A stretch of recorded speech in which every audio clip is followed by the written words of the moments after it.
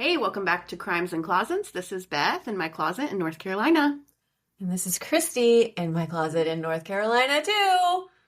Hey, I'm Trisha, and I'm in their closet. Yay! We have a special guest.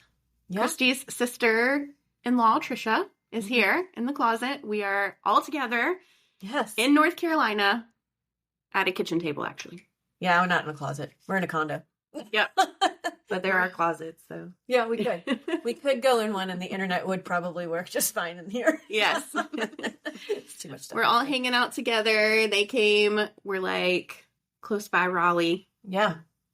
In the country a little bit.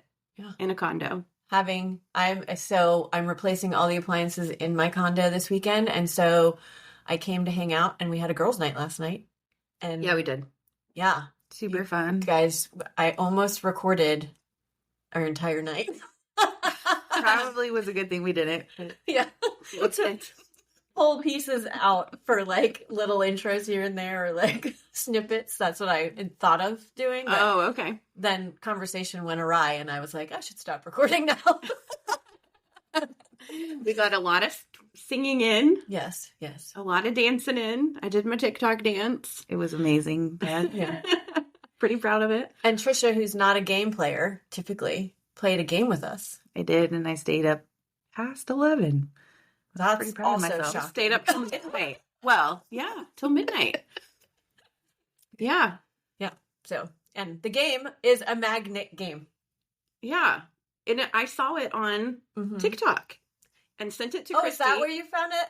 Well, yeah, I was just scrolling our Oh, okay. Instagram reels or something, and I was scrolling, and I was like, well, this? And I watched the whole entire video of them playing this game. Yeah. Because I was like, what is this? It's like a big circle, like a rope circle, and you place the magnets in, and you have to make it so that they don't attract. Yeah, it's three or more. If three or more attract, then you have to take those out. And so you have to be the first person to get all your magnets in the middle. Yeah. And Trisha is the bomb at it. Okay, Yes. so I suck at generally every game known to man, but I will be buying this. I will buy Yeah. this off at Amazon. It was that fun. Yeah. It was fun. It is a neat game, and we played it a bunch of times. Anyways, yeah. I had seen it before on, like, Instagram, too, and was curious about it. So then when you sent it, I'm like, I'm going to send it to the condo. So it was in the mailbox when I got here. Yeah, it was funny. I walked in. It was just a few days ago that I was like, dude, we need this game. Like, this is so fun. And when I got here, she went like this and sat it on the table. And I was like, you got it. It was super fun. Yeah. Well, and What's it called? Magnetism. Magnetism, but then it's like described as a magnetic chess game. It is not. It's not. Not even close No, to chess. okay, it's pure luck. I was just lucky last night. Totally disagree with that, actually. Really? Yes, because I was trying hard to, like, make the magnet spin in a certain way, like, trying to figure out if I could feel the pull. Right. Well, but the other thing is like it pulls two, or it pushes away and then pushes magnets together. Right. So yeah, Pure luck. I don't know. I don't think so. I think you've just found your niche. Maybe we'll make it an Olympic sport one day. Yeah. Trisha's like, I'm in. Never know. We can help you with your training right here. Yeah. Right here at this table. In the closet in North Carolina. That's right. We'll meet back. Yeah. Anyway, we have anything else? No, not orders of business. No. You got anything else to say, Trisha? Just happy to be here. I know we're happy to have you here too. We like when we have guests. It's fun. Yeah. I feel so special. Do you have any crime? I do-ish. This is a weird case. Okay. But if you're ready for it, I'll tell you about it. Always ready. Okay. Are you ready? I'm ready. Also, happy Monday. Happy Monday. Yes. Oh, right. We didn't say happy Monday. Happy Monday. Happy Monday, guys.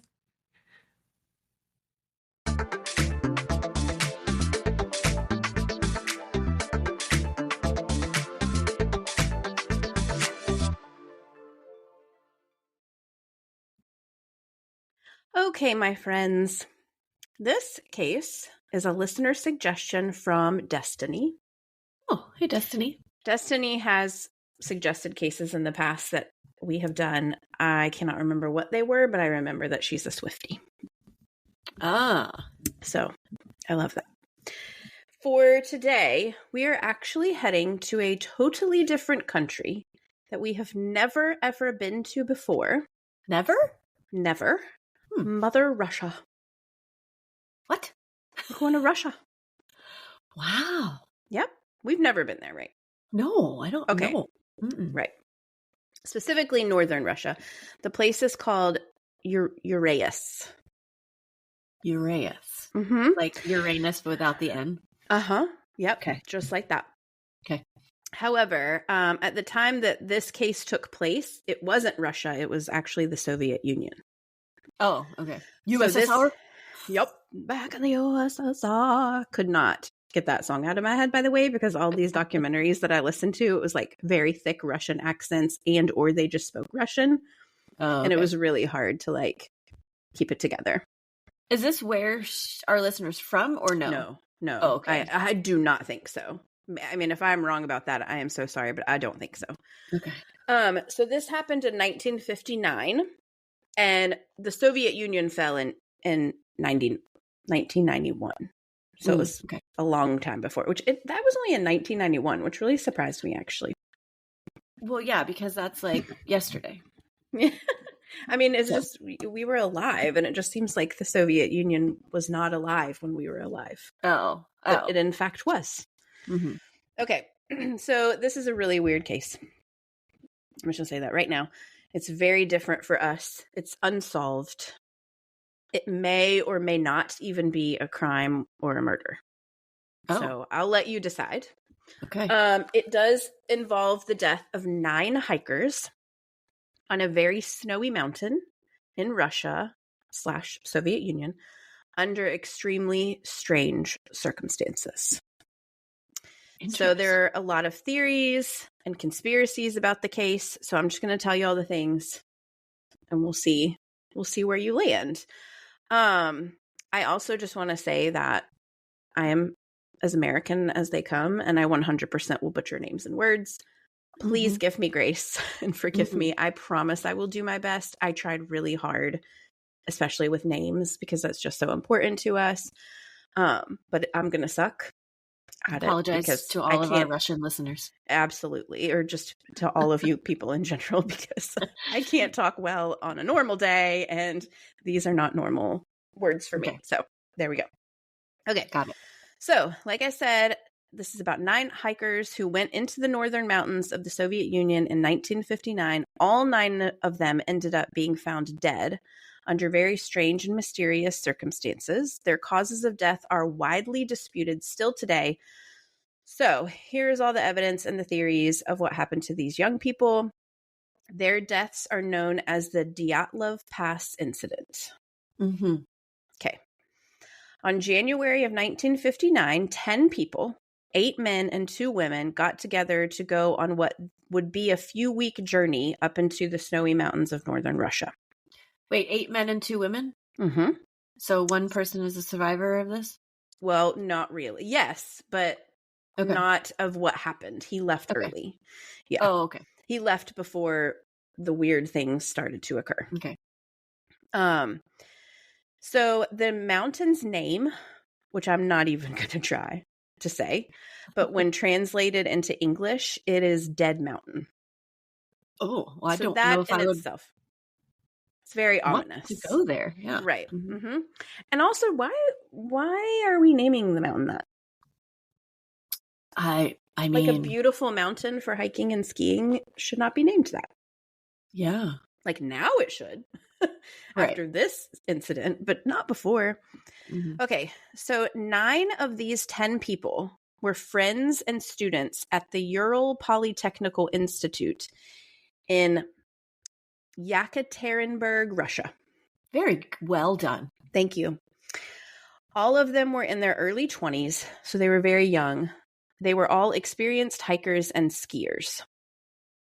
So all of 10 of them were at least grade 2 hikers, which I'm not really sure what that means, but I think grade 4 is like the highest. Okay. So they were pretty experienced, and they were ski instructors as well.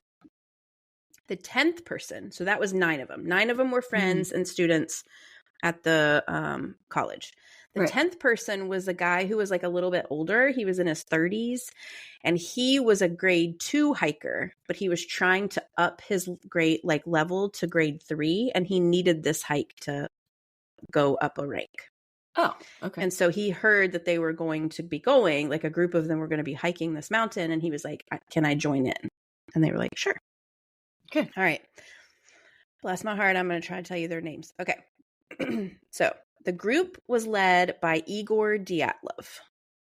So that's what the incident actually ended up being named after him. He was 23. Okay. Then there was Yuri Dornchenko, who was 21. Ludmila Dubinino was 20. Yuri Krivonishenko was 23.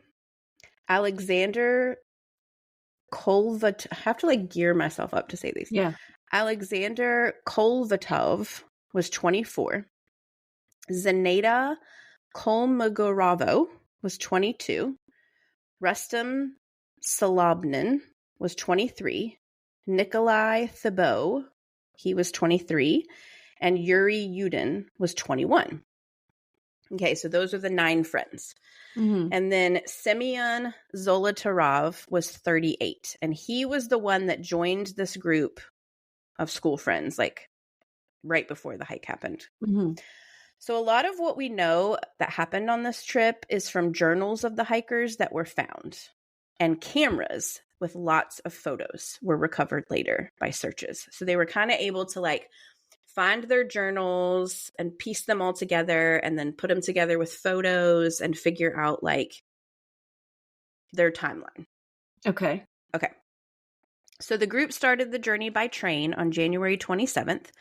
They arrived in the town at the base of the mountain and began their journey into the woods to get to the bottom of the mountain that they were about to hike. So that was a couple-day trip just in itself, just to get to the beginning of the hike.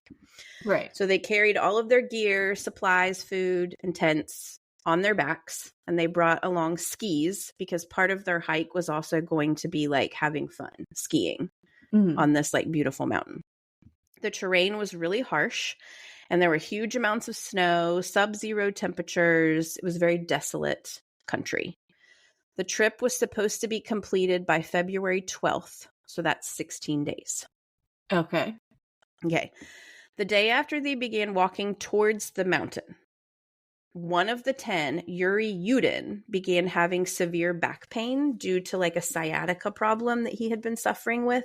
So he made the decision that he was not going to continue on the journey because he was afraid he would get stuck on the mountain and it would compromise the whole expedition. They'd have to stop. They'd have to wait for him, find him a way back. So he decided to turn back and head home. So that brings the Dyatlov group to 9 people who continued on the journey. On January 31st, the group reached the base of Dead Mountain. They found some abandoned buildings that were actually used a long time ago as a prisoner work camp. And so they hunkered down in one of the buildings for the night and prepared to start their journey up the mountain the following day. So this is when the actual expedition and hike is beginning. Mm-hmm. According to some of their journals, they were all excited. They felt really good. They were in good spirits. There are several photos of them during this time, and they're laughing and joking and dancing. They're all really pretty people. Oh. And the photos are black and white, and they're super nostalgic to look at. So I'll be sure and post them. They all just seem like they're great friends in the photos. Okay. They buried some food and supplies in that camp because they wanted to have them available when they got down the mountain, after they finished their expeditions, because they still had a couple day hike to get back to town. So they left some supplies there for them to be available when they came back. Okay. The following day was February 1st. And as they got up to set out, they noticed that there was a huge winter storm blowing in. The temperatures were freezing, and the winds began to gust and blow snow and ice, and the visibility was really poor. So the group decided that they would go as far as they could in these conditions and stop when they needed to if it wasn't safe, like if they couldn't go any further. Like, we'll do our best. We'll get as far as we can. Mm-hmm. Because the visibility was so bad, though, they ended up going off course and deviated west rather than east, which was the path that they had like planned out. Unintentionally, like just because unintentionally. They couldn't see? Okay. Yeah, like they went the wrong way accidentally. Mm-hmm. Okay. By the time they realized their mistake, a lot of the day was over and the conditions were no better. So they decided they just needed to stop and make camp. So normally in this situation, a hiker would make camp in a wooded area that would provide shelter against like the cold and the snow and the wind. But the nearest wooded area, as far as they could tell, was about a mile back down the mountain. So because they had already lost so much time by going the wrong way, the group decided that they didn't want to lose even more time by going backwards down the mountain and losing altitude as well as time. So they just made camp on the slope of the mountain for the night. So they just stopped where they were. Here we are. We're just going to put our tent up here and just call it a night. According to the journal entries, the group said that the slope of the mountain was very minimal. So it wasn't like, a big degree angle. And they all felt comfortable and safe where they made the camp. A lot of the entries that day talked about how it had been a really difficult day and that they couldn't see the trail and they were very disappointed that they had gotten lost, but still in good spirits, like, tomorrow's a new day. We got this.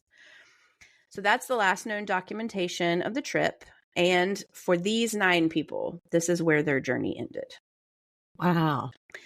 So the plan was for Igor Dyatlov to send a telegram to the sports club that was like sponsoring the hike. And that telegram was expected no later than February 12th. Well, February 12th came and went and there was no telegram. So at first the club, they were on alert. They were like, uh-oh, we're not hearing from them. But it's not super unusual under these types of conditions with these expeditions for it to take a couple days longer than anyone expected. So, they just assumed like maybe they took an extra day to rest or ski. Maybe they got lost and got back on course. So they kind of just gave it a few days. But after a week, everyone, especially the families of the hikers, became alarmed and they demanded that a search party be sent out to Dead Mountain to check on them. So the search party consisted of volunteer students from the college, people from the sports club, teachers, the Soviet Army, and the Soviet police. Helicopters were used as well as planes and dogs. So the sports club had the route that the group was planning to take. So that's where they started. They just took their planes and helicopters along that route. But because the group had deviated accidentally from that path, they didn't immediately find them. Right. They weren't on the route. So they had to start spanning out. And it wasn't until February 26, 6 days after they began searching, that the search party found the group's badly damaged tent. Okay, I'm going to give you a lot of information about what they found. It is super weird. Okay. So their ski poles were stuck upright in the snow, undisturbed. So like instead of setting them down, they just took them and put them upright and stuck them in the ground like poles. Undisturbed, all of them. There was a flashlight turned to the on position, sitting on top of the tent, almost like it had been left on purpose as like a light to so they could guide them back to the tent. It was the battery was dead at this point, but it had been turned on. Oddly, it appeared that the tent had been sliced with a knife, and based on the pattern, it had been cut open from the inside. And this was one tent that they were all sharing? It was one big tent. Huge tent. Yes, absolutely huge. So inside the tent were the group's belongings, and they were all undisturbed. So they found their boots lined up neatly. Their clothes were folded. The equipment was organized for the next day of travel. Their remnants of the dinner that they had eaten was there, as well as their personal belongings, journals, cameras. So that's how they got all of that information. It appeared that they had not taken anything with them, even their clothes or their boots. And they're nowhere to be found. They're not in the tent. No. Okay. So very strange. Oh, it was also said that a bottle of vodka was found in the tent, and the searchers, when they found it, all passed it around and toasted to finding the group alive and well. And I was like, oh, Russia. Oh, Russia. Oh, 1950, whatever, like also. 9. Like, mm-hmm. Yeah. Okay. So leading away from the tent, the searchers could see 9 sets of footprints very clearly in the snow. And this is days later. But it was so cold that they were like frozen in the snow. Mm-hmm. So they knew that the group had not been wearing shoes when they left the tent because their boots were all in the tent. And they could actually see like feet prints, like toes. Oh my gosh. So it was also interesting because it looked like that they had been walking and not running. Because like when you run, your whole entire foot doesn't hit the ground. Mm-hmm. And these were full footprints. Mm-hmm. So it was like they just walked away from the tent, which I don't know how, can you really run in super deep snow anyway? Or do you kind of just have to like trudge along? Right. I feel like even if you were trying to, it's still more of like a walk right, than a run anyway. Yeah. So I don't know that means a whole lot, the walking part, but the no shoes part is super weird. Yeah. So they follow the footprints as best they could, and they ended up finding 2 of the men from the group. So they found Grigoriji and Yuri.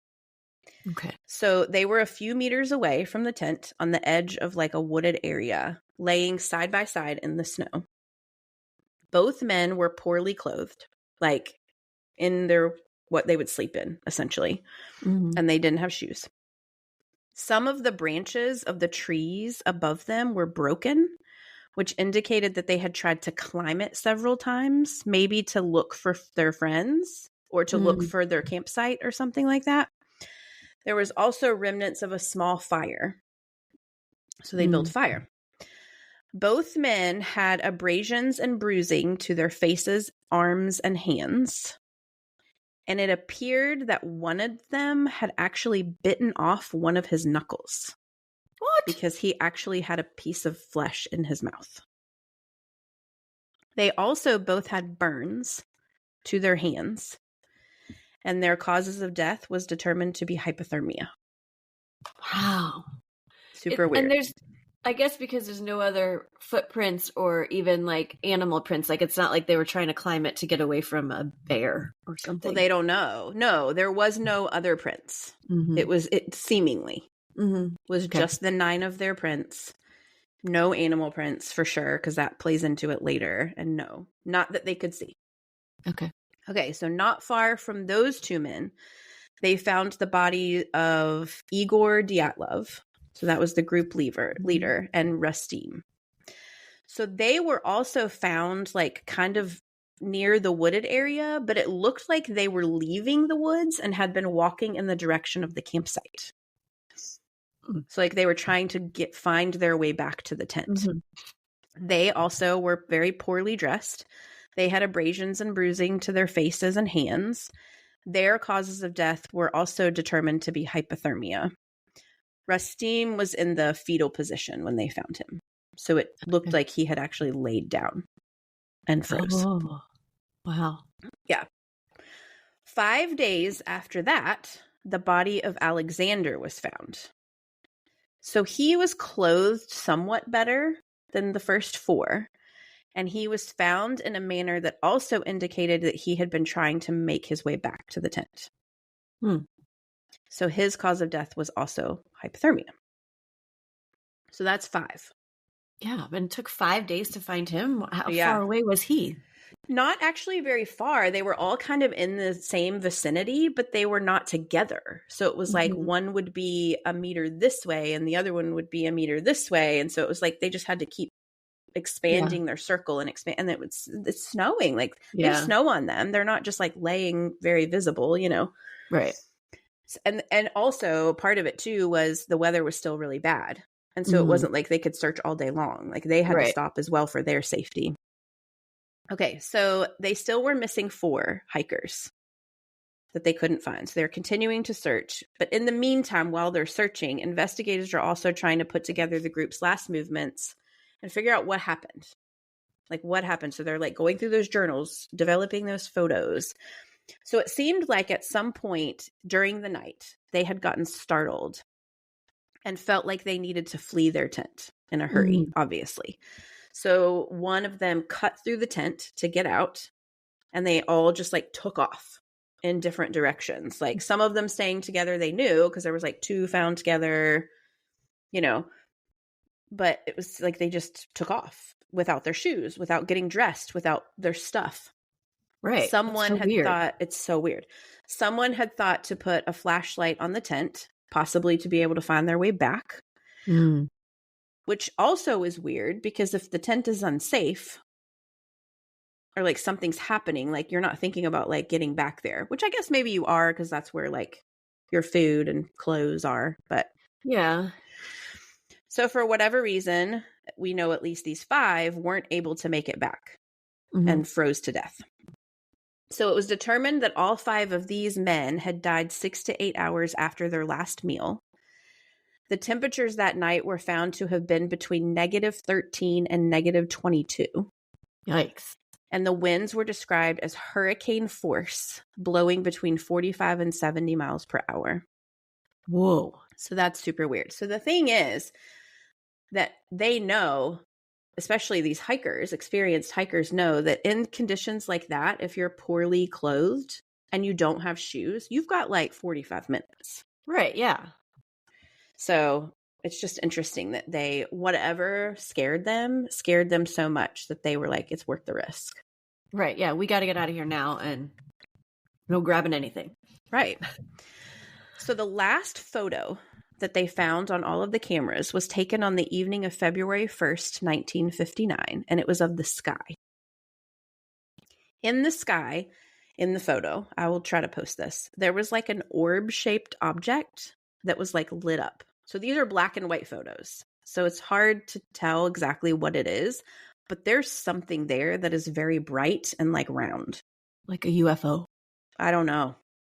We don't know. We don't know. It's it's real blurry. But it was very clear that whoever took the photo was taking it of that.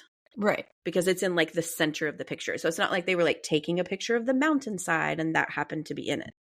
Like they had picked up their camera to take a picture of whatever that was. Okay, so search efforts continued. Weeks went by without any sign of the remaining 4 people in the group. During that time, the investigation and all of the evidence that was found was kept totally quiet by the KGB, which is the Soviet. Do you know what the KGB is? Yes. It's like their FBI. It's like their primary security and intelligence agency for the Soviet Union. I think they don't have a good reputation. No, I was going to say it's usually not very nice things are not said about it typically. Exactly. So it's interesting that they're super involved. Yeah. In the deaths of these people or the disappearance of these people, whatever. And then they kind of took over and sealed stuff. It wasn't until 2 months later that more information would be released. On May 4th, the remaining 4 bodies were discovered. So they were all 4 found together in a ravine. So like a big ditch, essentially. Very big. They were covered by 13 feet of snow. Wow. Well, it had been 4 months too. How far away from everyone else? So they were the farthest away, and I think it was something like 1.5 miles. Which isn't that far, but it is in very, very bad conditions and stuff. Yeah, okay. With no clothes. Okay. So they discovered that the group at some point had created a snow den, which is like an igloo, essentially. Like they, it's like a cave that you create out of the snow that helps with like shelter against the elements. And they had laid branches on the ground as like a barrier between the snow and ice. Okay. So these were the bodies of Ludmila and Zenaida, which are the 2 women in the group. And Nikolai and Semyon. And Semyon was the older guy who like wasn't really a part of the friend group. Okay, so this is where things get super weird, if they're not already. I was going to say they're a little bit weird already, but this is real weird, okay? So all 4 of these people were much, much better clothed than the previous 5. So it's like they had grabbed coats. Mm-hmm. It appeared that at some point, 2 of them had removed clothing from the other 2. So like maybe the other 2 passed away and then they took their jackets and hats and things like that. So Ludmilla had suffered severe chest trauma that medical examiners compared to being hit by a car. What? Okay. So her injuries were so severe that it stated she likely would have died within 15 to 20 minutes of sustaining them. So like she was crushed in the chest. Wow. Her cause of death was determined to be internal bleeding as a result of severe blunt force trauma to the chest. What could have hit her that hard out there? Exactly. This UFO that was in the sky? Exactly. We don't know. Zenaida suffered multiple abrasions and cut injuries, and she had severe bruising to most of her body. She was missing her eyes and her tongue. What? Her cause of death was listed as hypothermia, and she also had a neck injury that would have been caused by, like, strangulation. So it was like, when I say neck injury, it was like the vertebrae in her neck were injured, like someone had been choking her tightly. Okay. Nikolai had several facial wounds and injuries, and he had suffered an extremely violent blunt force injury to his skull. He had wounds to his neck and a giant gash at the back of, like, behind his ear. So his cause of death was determined to have been that severe skull fracture. Wow. I told you it was going to get weird. Yeah. Lastly, Simeon had also suffered trauma to his entire body. He had severe injuries to his torso and chest, like the other lady, and those were determined to have been his cause of death. Wow. So I'm sitting here thinking like one of those 4 did this to the other 3, but the then other 5, you mean? Or the ones that he's with, or she's with. The 4 that are found together, the last 4, right? Right. There's 4 of them right there. Mm-hmm. Yeah. In my head as you were doing it, I was like, well, then one of them's not going to have that many injuries, and it's just going to be hypothermia and whatever. And it's like, well, he did this to those 3 at least. No, but they all have severe injuries. Right. Yes. Yeah. Yeah. Right. That's what's throwing me now. Oh, wait for this one. Okay. 2 of the 4 had traces of radiation on their clothing. What in the world? So weird, right? And why are her eyes and tongue missing? Yeah, so a lot's been speculated about that. I don't know, but the main thing that they say is scavengers. Like animals. Why only her? Well, yes, exactly. I don't know. Yeah, it's so weird because they were all together and in the exact same place. So it's very strange. Okay, so just a few weeks after the last 4 were found, the KGB announced that the case was going to be closed. Oh, okay. The deaths were said to be caused by, quote, compelling unknown natural forces. So natural. Okay. So like the elements, something happened to them while they were out there. Okay. After this announcement, the records of the incident were sealed by the KGB. Forever? Like still sealed? Oh, okay. No, that's how I know this now. Okay. But it's just weird that they did that. Right. Yes. Well, that makes me believe that they were involved somehow, or like these people came across something that the KGB were working on and the KGB like basically killed them. Okay. That's a theory for sure. Okay. We'll talk about it and I'll tell you what I think about that. Okay. Pretty quickly after this information was released and then it was said it was sealed, theories, here we go. Just like you did. Mm-hmm. Spiral. Mm-hmm. We're spiraling now. Here's what we're doing. Mm-hmm. So there were rumors that the group had been attacked by an animal, which you mentioned. Uh-huh. Even a Yeti is kind of thrown in there. That a Yeti had come out. A Yeti. Yep. Okay. which would explain why they fled. It would explain some of their injuries.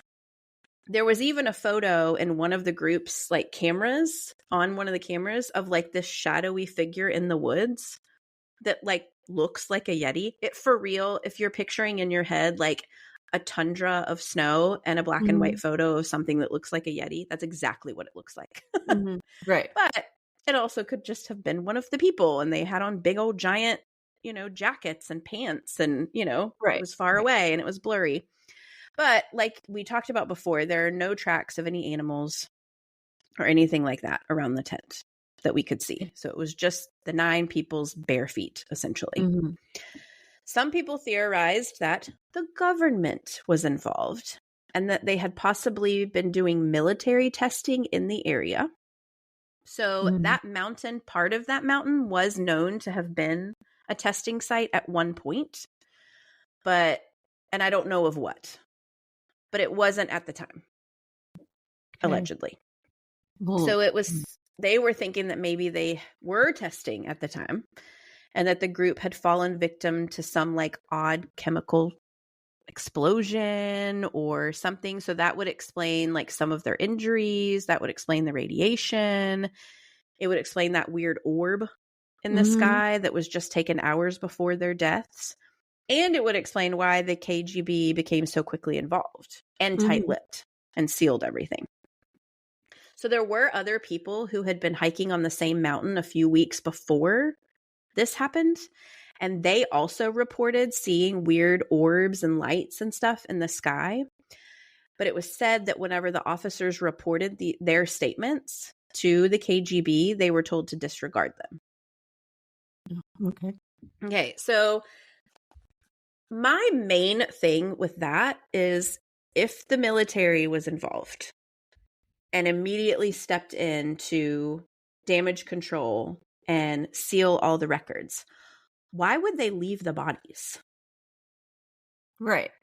Yeah. Like when they found the bodies, wouldn't they hide that and be like, because you find a body that someone has radiation and is missing organs. Right. You cover that up. You don't release that. Right. Yeah, that is kind of strange. I think that's weird. Now, I will say that it was said that those last 4, so the first 5 were found by searchers. The last 4 that were found by a local person, like a person who was out hunting in the woods. So maybe they legitimately didn't know where they were. Right. And it got out before they could cover it up. Right. That could happen. I don't know. Yeah. So there is also a theory that the group turned on each other, which you had mentioned, but there's no indication of that, of any friction between any of them in journals, photographs, none of that. I mean, we just don't have any evidence that there was problems. Right. Yeah. Well, I was going to say you would think that there would just be one survivor then. Like if they turned on each other, like somebody would have survived and gotten out of there, but maybe not. I don't know. And they were all over the place. Yeah. Yeah. You know, so it's really weird. Okay. So another theory, this is really interesting. I'd never heard of this, and you know how I am. I just was like, deep dive. So some people theorize about an infrared induced panic. Have you ever heard of this? Okay. So this is when there is like a constant low frequency sound that a person hears, and it can cause induced panic and mental distress. So basically, this theory is saying that the wind, like the noise, that low, like howling of the wind, basically made them go insane. And they left their tent and wandered off, and most of them froze to death. In this theory, people theorize that the injuries that the people had that were in the ravine, like that blunt force trauma and chest trauma, maybe they fell. Maybe they fell into the ravine. And that's what caused it. But that doesn't make sense to me, because they built a fire, some of the people, and then the other ones made a snow den. So they're not crazy. They're not in an induced panic. They're thinking about how can we survive. Right. And building a fire and climbing the tree to get back to their tent, or actively trying to get back to their tent. I don't know. I don't think they were crazy. Okay, so there's another theory that the group was murdered by an Aboriginal people that lived in the area called the Mansi tribe. Okay. So this group of people had lived in the northern mountains, like in this area, for thousands of years, and they are reindeer herders. They have reindeer, real ones. Oh, I have so many pictures of them, and they are so cute. I didn't even know they were real. I'm not going to lie. You didn't know reindeer were real? Not really. Not that actually looked like that. I mean, I guess I did in theory. I don't know. Okay, so they have this Mansi tribe has several sacred areas on those mountains, and some of those areas were actually in the pictures that the group had taken. Like they had come across like statues and totem poles or like things carved into trees, and they took a picture of them. So it was theorized that possibly the group had maybe like disrespected or defiled one of the sacred Mansi areas. Or like took something they weren't supposed to, and the Mansi tribe got angry and went after them. 5 of them got away, like dispersed and got away and froze to death, and the other 4 who had crazy injuries were murdered. That's the theory. Are these people known to be Aboriginal people known to be violent people though? No, I actually have that literally in my notes. They're a very peaceful people. Right. So, and they actually helped with searches whenever like they started searching for these people. It was one of the Mansi men who found the last 4 bodies because he was out like herding reindeer. Oh, yeah. I feel like they wouldn't help if they were the ones that did it. Maybe they would. Some people are like that, but yeah. Also, they have reindeer. I don't know. I just feel like people who have reindeer aren't mean. Yeah. I don't know why. They're not, though. They were very cooperative. And like I even saw interviews with a couple of them, and they were like so sad that this was one of the theories because they were like very upset by this tragedy that happened on their mountain. Also, I don't think these 9 people were disrespectful. Right. Like in the journals and the photos of like how they found the markings and the structures, they all talked about how like beautiful they were, and you know that they were so they weren't buttholes. They were respectful. Right. If they had somehow disrespected, it may have been an accidental, like not even like knowing or meaning to do anything, and that likely these people would be like, okay, just so you know, don't do that again or something. Right. You know. Yeah, so I agree with that. Also, that doesn't explain the radiation. Well, yeah, that's so weird. That keeps sticking out in my head too. Like, where the freak did the radiation come from? Okay, so I will say there is one theory. Okay, so one of the people, and it was one of those 4 people, did work months before in a place like a I forget what they called it. Like a plant. I don't think that's what they called it, but it was like a chemical plant. And that maybe this man had gotten radiation on his clothing from that. But then transferred it to other people? Well, they took each other's clothes. Oh. And they were like all huddled together and, you know, trying to stay warm and stuff like that. And so that's one of the theories about where the radiation would have come from. I don't know about that. Because it was like he just never washed his clothes. Yeah, and then and the snow and all that stuff didn't. Right. I don't know. That's one of them, though. That is a really weird thing. Okay, so the main theory, this is the number 1 theory, is that there was an avalanche. So the group was awoken in the night by like falling snow or the noise of falling snow, and they had to flee the tent. Maybe they cut the tent open because the door was blocked by a wall of snow. Possibly the 5 were able to get to higher ground, like they got away. And so they made a fire and climbed the tree and all that stuff, but then they weren't able to make it back to their campsite for whatever reason, and so they died of hypothermia. The other 4 who stayed together maybe fell into the ravine, which caused some of their injuries, and then they were like, snow fell on them. Which would have like caused crushing injuries or blunt force trauma type injuries, something like that. Okay, That doesn't explain the missing eyes and tongues. Right, because I was going to say, if they were covered by snow the whole time, then how did a scavenger even get to them? Right. And it doesn't explain the radiation. No. Also, the most common cause of death in an avalanche victim is asphyxiation. Right. Yeah. So you get buried. Too. Yeah. Well, you get buried and you can't breathe.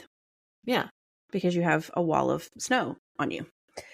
Also, in the area of the tent, there were no signs of an avalanche. So the tent was like just barely covered by snow, and the ski poles were still sitting upright, undisturbed, like not knocked over. Right. So there's no damage to the tree lines that you would normally see if like rolling snow was coming down at a fast pace. It would like knock over trees or break branches. There was none of that. Mm-hmm. And again, those injuries that they have never been seen in avalanche victims before. Like crushing blunt force trauma injuries. They're very uncommon. Right. If never seen before. Also, the slope of the mountain where they were camped was only at a 30% angle, which people say was not steep enough to cause an avalanche. Okay. So, I don't know. So, the area was closed for 3 years following the incident. It was later named the Dyatlov Pass to honor the 9 lives of the people in the group. They were buried together in a cemetery, and a structure was put up with all of their pictures and names to honor them. A foundation was established by friends and family called the Dyatlov Foundation, whose aim is to maintain like the museum about the mountain and this incident, and to preserve their memory and keep the investigation alive in the public eye, because they just closed it. Remember, said it was like an unknown natural force, closed it. So, and it worked actually. This whatever they were doing to try to keep it alive. In 2019, due to all the continued controversial theories, people coming to the mountain to like sleuth it themselves and figure it out, the Russian government, because their Soviet Union's not there anymore, they reopened the investigation. 2019. So it's like, what, 60 years later? Yeah, no kidding. If I'm mathing. So they used a simulator to recreate the campsite and the weather conditions. They actually used the simulator that was used by Disney in the movie Frozen. When they simulated the avalanche in Frozen, when Queen Elsa iced everything. So snow scientist, which I had never heard of, but it's very, very cool. Well, there was one time we heard a forensic forensic plumber. Oh, that's remember? right. Yes. There's stuff we just don't know. Now we have a snow scientist. So they came in, they used this simulator to like see if it was possible for an avalanche to happen. And it was determined that a slab avalanche, which is not only snow, but like a giant block of ice, was the most likely cause of the group's death. Oh. So it was like not just heavy snow, but also like a giant ice block had like slid down the mountain. Interesting. It is. In July of 2020, that was officially announced as the cause of death of the 9 people. It was a slab avalanche, and the case was closed again. However, but they still haven't explained why. I mean, besides scavengers? They say scavengers were the cause of the missing organs, and then they say the chemical plant for the one guy was the cause of the radiation. That's what they say. So later that year, so 2020, it was an avalanche. That's the most likely cause. We're closing it again. But then a few months later, the lead investigator of that was called into question due to ethical issues. And so that was then officially rescinded because they were like, well, this guy has an ethical issue. We don't believe him now. We don't really know if what he said is true or if his investigation was even for real. So as of today, the tragedy and the deaths of the 9 people are unknown, and it is considered unsolved. The Dyatlov Pass is known as Russia's Area 51. So it's said to hold a bunch of secrets and conspiracies like Area 51 does here. So Yuri Yurden, the 10th person who left the group just before they ascended onto the mountain. He died in 2013 at the age of 76, never knowing what happened to the group. He requested to be buried with the 9 bodies so that they could be reunited. Before his death, he gave an interview, which I watched, and he said that if he could ask God one question, it would be what really happened to his friends. Wow. So he doesn't believe that it was an avalanche. Right. Yeah, it just seems so strange for that to be the cause. Like there's just too many unanswered It's very weird circumstances that they are brushing aside with like simple like, okay, well, he worked at a chemical factory and scavengers. Like they're just like brushing those things aside. But to me, I don't know, they're more than just like, meh. I don't know. I'm such a conspiracy theorist. I'm like, KGB did it. They definitely did it. Yeah. It's interesting. I don't know. I tend to be more of the avalanche theory, I think, just because, I mean, hundreds of pounds of snow falling on you is going to feel like you were hit by a car. 100%. But then you're covered in snow and scavengers don't find your body to pick your eye and tongue out on. Over months? Because you're not at first covered in I don't know. Well, if an avalanche falls on you, you could be, true. Especially near the lowest part. Yeah, they were found under 13 feet of snow. And no, like, burrowed hole that the animal went in to eat one person's eyes? So they said, I saw in one article that said, yeah, one person. That's the other thing, too. Yeah. It wasn't the other 4, and they were all together. I saw one in maybe an interview, I can't remember, something that the ravine that they were found in was called Turtle Hill. And there were a lot of like giant turtles. Oh, wow. And they're saying that like maybe the turtles are mean and would do that. I can see them doing that. Yeah, really? Mm-hmm. I mean, some. I mean, I know they're mean. But I just don't see how a turtle is like burrowing around in the snow eating people's eyeballs. Well, I mean, I don't see that either unless you've got evidence that they did, although they weren't found for, what'd you say, months? 4 months. 2 months. Yeah, 2 months. 2 months. So it could have happened like earlier on and whatever burrowed. But you would think that once it knew something was there to eat on. Yeah, I don't know.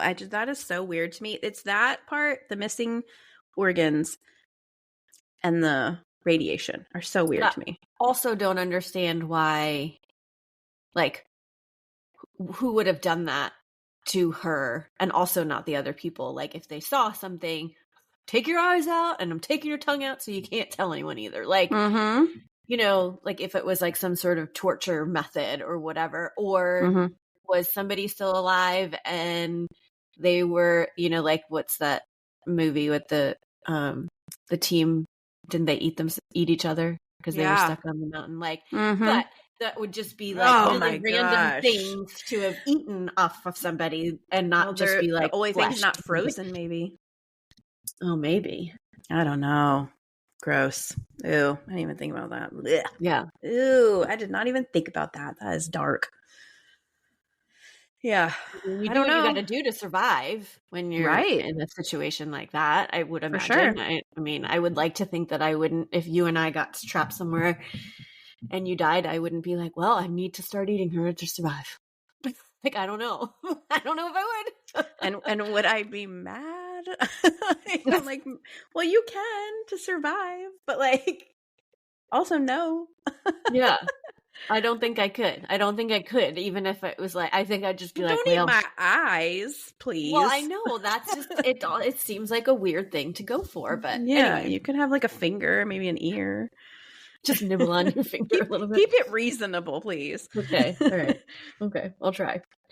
If we're ever in this situation. Oh my gosh, it's an awful situation to have to think about. You and I would not go hiking together anyway. So that's what I was going to say. We don't like to be cold.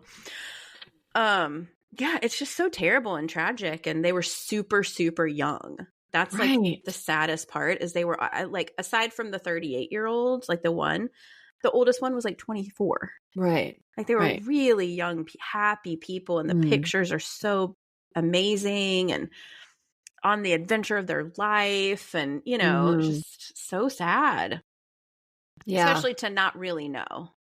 That's what's super sad about it. I know. Man. I wish I knew too, but yeah, I'm totally Dyatlov Pass Incident. There you have totally conspiracy theorist. So I'm going with the KGB came across stuff that they weren't supposed to come across, and they were gotten rid of. Huh? Yeah. Yeah. Well, I don't know, but wow, that was interesting. I wonder how did she find out? It's a huge case. It's really talked about. It was everywhere. Like once I started researching it, I was like, holy smokes, there is so much information about this. Yeah. Yeah. I mean, I bet, but like, gosh, I don't know. I would never. It's just not our wheelhouse. Yeah. It's just not it's not like what we search. It's not in our little niche or whatever. So it was actually really interesting to delve into it and stuff. Yeah. And I will link a documentary, which is on YouTube, which is great. I highly recommend it. If it's long, it's like 2 hours long, but it's really great. And it gives you a lot, obviously more detailed information.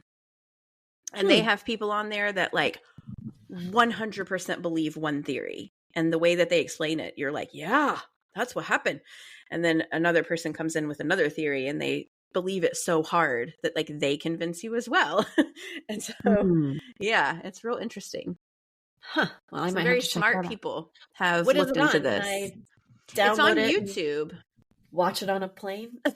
I don't know. I have a link, like a YouTube link for it. Okay. No, I'm sorry. I am not telling you the truth at all. You know what I found it on? That Tubi. Oh, Tubi TV? That's what I found it on. Tubi TV, now that I'm thinking about it. So yes, I don't know if you can download it or not, but that's what I watched it on. Interesting. If you can, I logged in on our email. The podcast email. Okay. So, but it's linked. Okay. All right. Cool. Yeah, it's very good. Awesome. All right, there you have it. Well, thank you so much for diving into it. And did you say Destiny? Is that who it was? Destiny. Yep. Thank you. Yes. Really interesting case. Sending us that and like literally giving us something totally different than what we've ever done. Right. So yeah, that was cool. I liked it. Very interesting. Sad. Good. Super sad, yeah. But interesting. So thanks for letting us know. And I'm sure, Beth, you're going to post these pictures of all these, like the orb and the Yeti and the... Yes. Yeah. And the group, I'm truly like, they're so sweet and happy looking. Yeah. You have reindeer pictures too? I do. I have pictures of the Mansi people and with their reindeer. All the things you need to. Wow. So we like 10 photos up in there. I know. You need to come to social media and check it out. Now, you need to remember to post all of it because I definitely listened to a case one time that we did and I said I was going to post something and I never did. I'm pretty good about that. I listen before normally. Well, usually I schedule my posts as soon as we do it. And so it's like in my head and I do it. But this one time I was like, I'll post a picture. It was the one of the Uber driver killings where I said I was going to post a picture of the car. Oh, that was in that. The Sprinter van? No, it was like a PT Cruiser lookalike. The H something. That's right. It does look like a PT. Somebody commented about that actually. Yep. So I guess they ended up looking up and they were like, it really does look like a PT Cruiser. Because dummy over here forgot to post the picture so everybody can see it. It's okay. So, anyway. No one's mad at you. Anyways, go to our socials. My point is go to our socials because I'm sure Beth is going to post all of the things so that we can see all this stuff because I've got visions in my head of all the things that you mentioned, but I want to see them. But, yeah, they're good. Sure. Anyway, so go check us out on social media. Also go check us out over on Patreon if you haven't already. We have a bunch of episodes over there that you can binge whenever you want. Because that's what we do. We give you episodes over there too. So anyway, and I don't think we've said this in a while, but if you want to rate or review us over on please. Apple, it makes me so happy when you guys do that. It does make, and we haven't seen one in a while. Maybe that's just because everybody that's going to has. I don't know. But if you haven't, go give us some. Let us know what you think of us over on there. So we can see it. Anyways, and just always remember, the world is scary. People suck. Hide in your closets.